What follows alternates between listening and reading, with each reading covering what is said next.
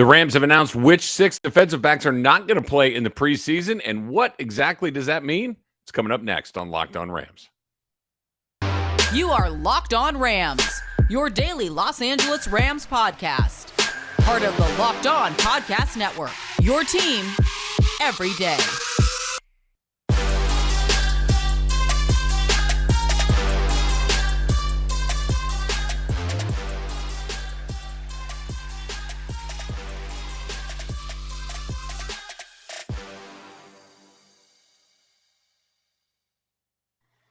Thanks for making Locked On Rams your first listen every single day, free and available wherever you get your podcasts. My name is Travis Rogers. Thanks for making us a part of what you do. Why don't you click that subscribe button in your podcast feed so you get it each and every day?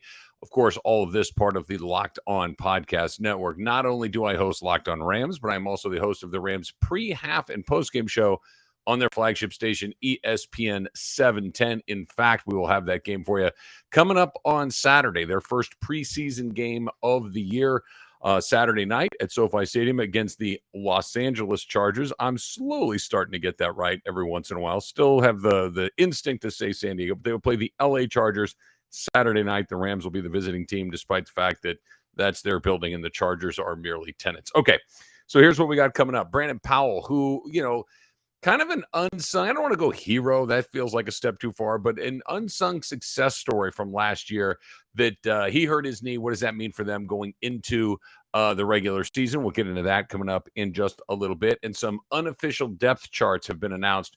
We'll talk about what that means and some guys that maybe find themselves in some pretty good spots, and then the opposite as well. Maybe some guys that have found themselves on the wrong side of a couple of these things. But let's start right here.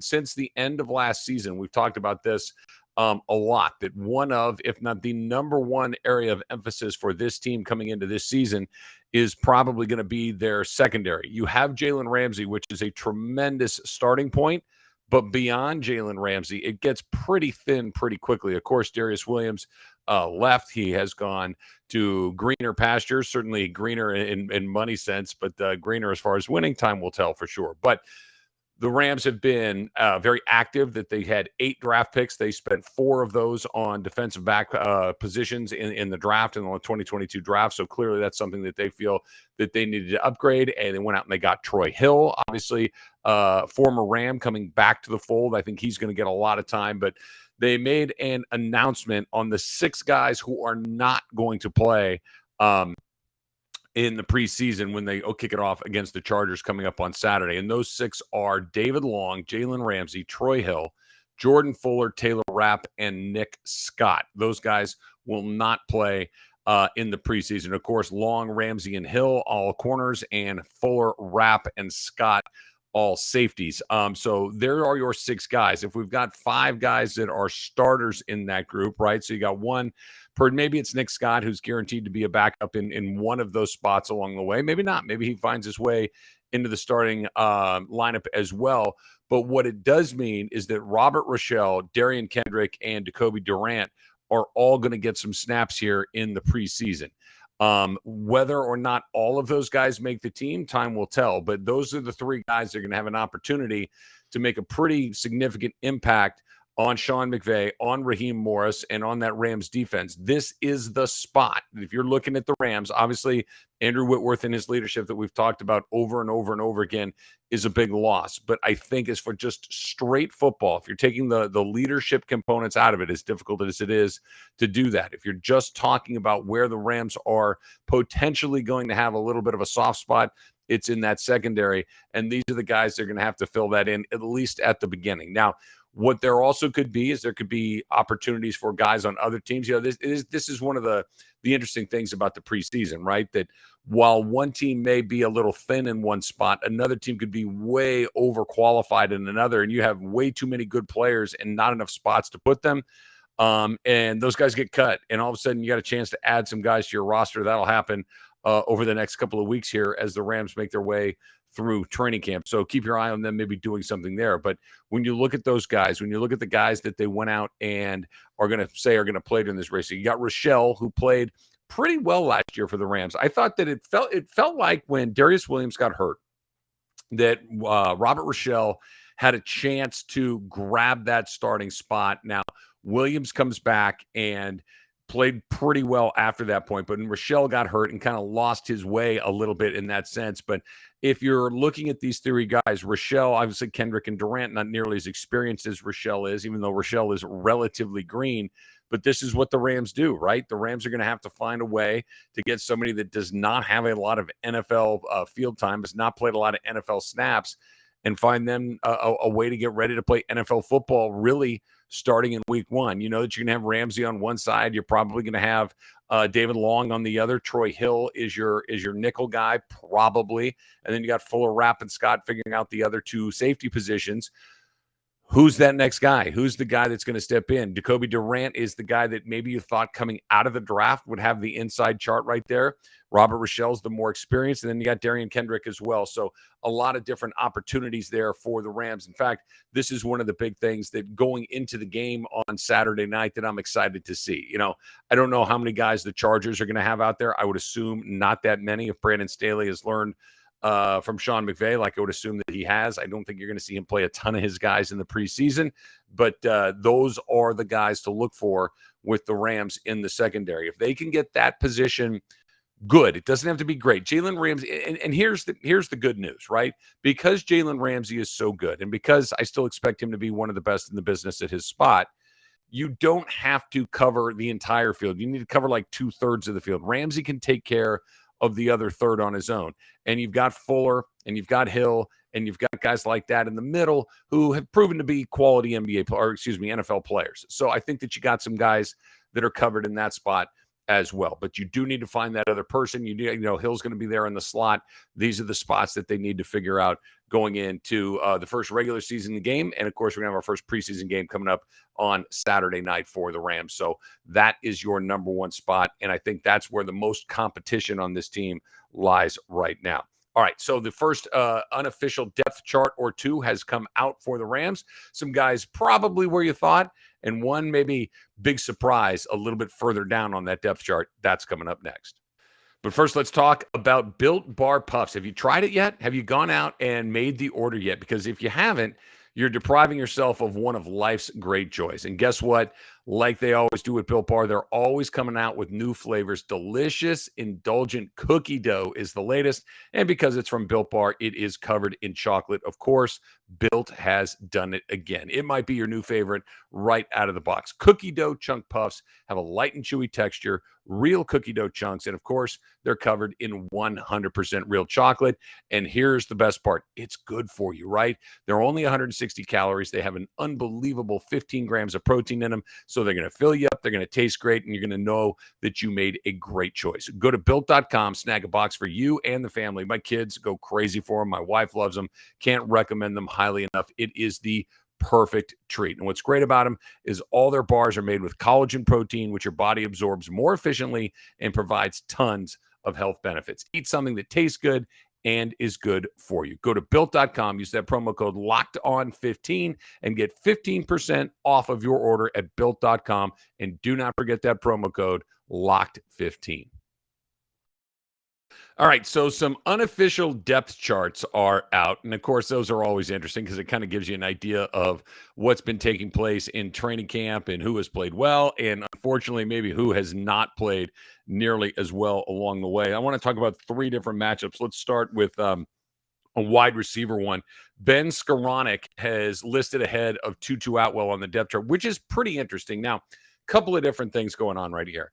Number one, Van Jefferson would obviously be wide receiver 3 here under normal circumstances, but he's hurt, so he's not even on the board. But he will be. Once he's back, he slides right back into that spot. But for the time being, Skoranek is ahead of Atwell, which is interesting because why Skoranek was, I don't want to say incredibly valuable. He was useful in the Super Bowl of all places. You know, this was not somebody that got a ton of time during the regular season, but when it was time to go, he played pretty well and represented himself effectively. So that was impressive. However, when we're talking about the depth chart here in 2022, Atwell was the second round pick 2 drafts ago, right? The Rams' first pick in the second round and somebody that you would assume when you take him, we have all of your picks available to you. That's the first person you take. That's somebody that you would have fairly high expectations for. He didn't do anything, really. He returned a few kicks and punts, but other than that, did not do much. Got hurt about halfway through the season, and that was that. And quite frankly, a fairly underwhelming rookie season for Tutu Atwell. Now, that being said, just on the strength of what happened last year, it would make a lot of sense that Skoranek would be ahead of Atwell. However, Atwell is really impressed in camp so far this year. Whether you're listening to Cooper Kupp, whether you're listening to Sean McVay, whether you're just watching some of these practices, whether or not you've been out of camp or not, whether you're reading things on blogs, listening to podcasts like this one, over and over again, Atwell has surprised, and that he's still behind Skoranek. Maybe it means nothing. Maybe it's just a motivational tactic. There is one other thing that could be on there.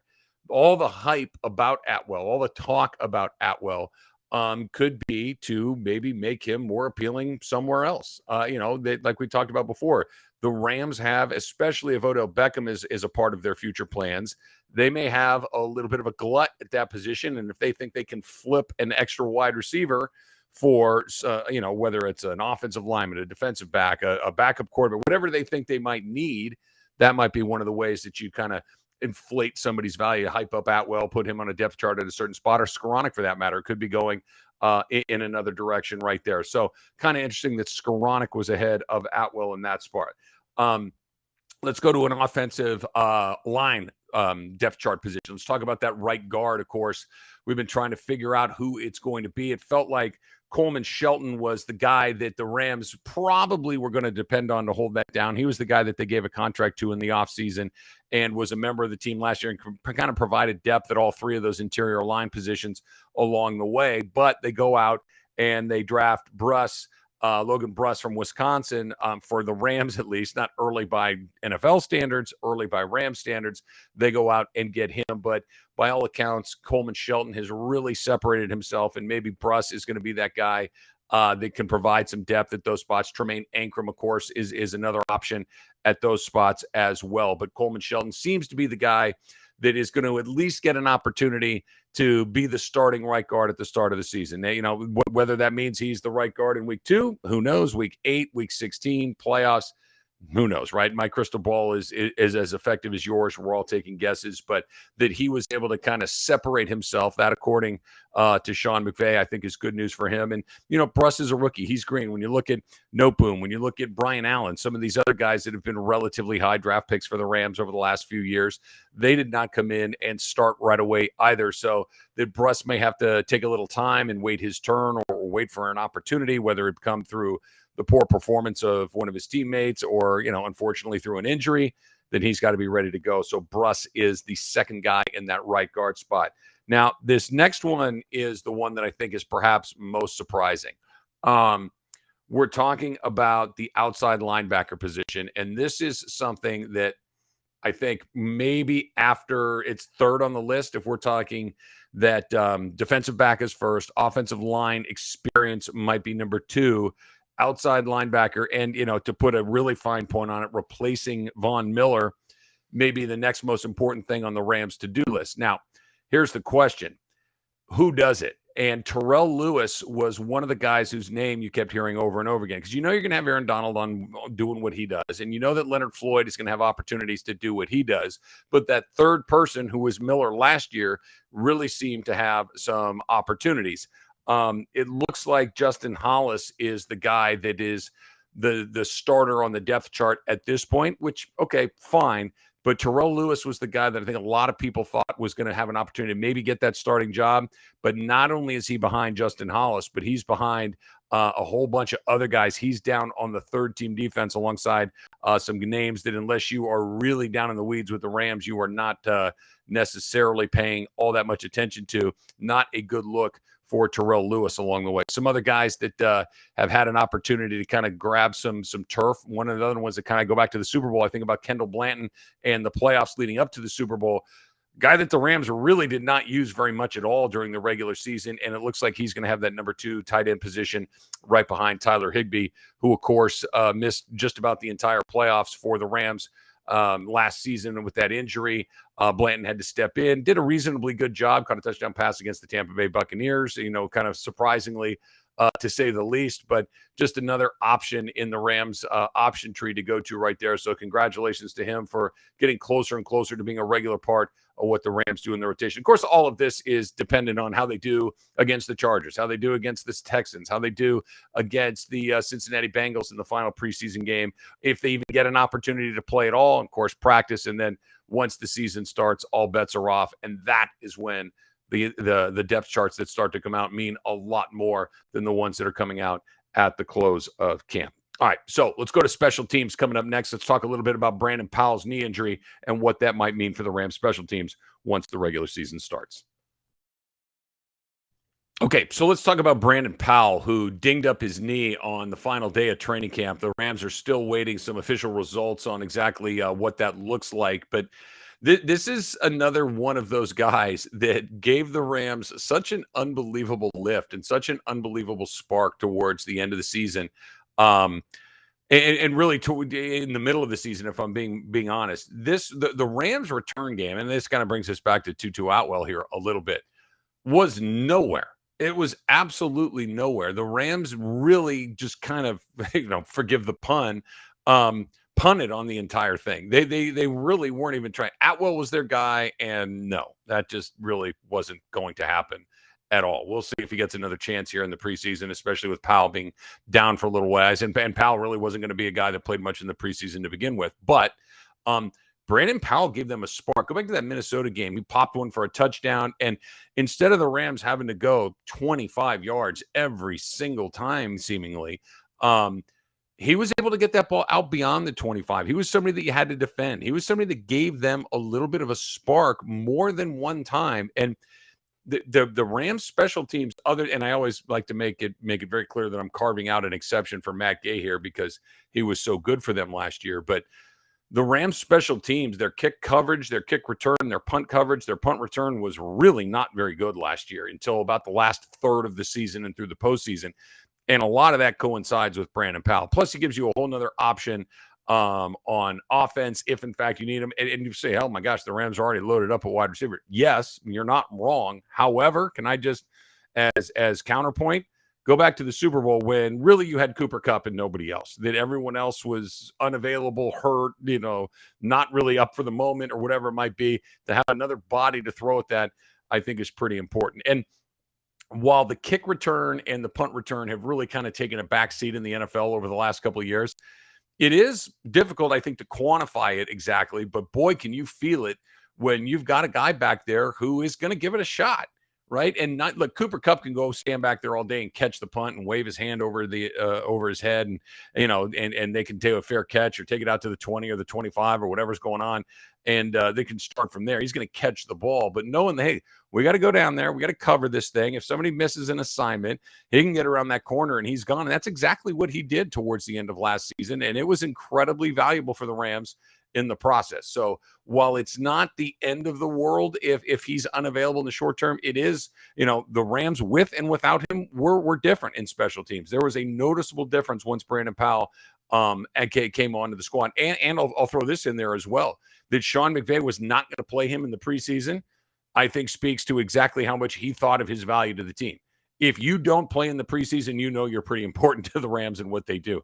If you do, it means you are trying to fight for a job. It means that you're going to need to go out there and show some people some things. Those are the things that you can take away from the preseason. In fact, that's what we're going to talk about coming up on Friday's edition of Locked On Rams, what we are going to be looking for in that first preseason game of the year against the Los Angeles Chargers, SoFi Stadium, Saturday night. Pregame show starts at 5 p.m. on ESPN 710. Hosted by yours truly. Thanks for making Locked On Rams part of what you do every single day. Now make sure that you make your second listen, I should say. I don't know what a listen is, but you know what a listen is. Make that second listen Locked On Fantasy Football. Your intellectual fantasy expert, Vinny Eiler, who brings you over 20 years of NFL expertise and a unique angle to give you the moves no one else has. Get you ready for your fantasy draft with Locked On Fantasy Football. Until next time, whose house? It's Locked On Rams house.